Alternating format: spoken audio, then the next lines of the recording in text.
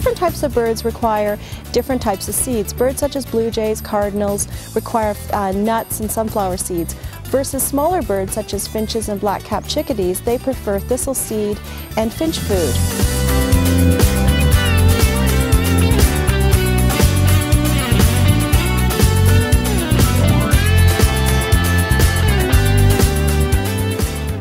A couple things to remember when placing a feeder. Make sure that you provide shelter for the birds, so hang the feeder somewhere that it's up off the ground but also accessible by the birds. Secondly, make sure that the feeder is in plain view so that you can see when to refill it and you can enjoy your feeder all season long.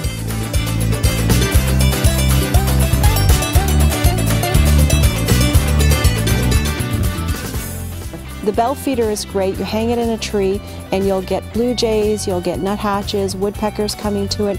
They perch on it and eat it until it's completed. Secondly is the sock. The sock is great because it's filled with Niger seed and it'll attract finches and black-capped chickadees.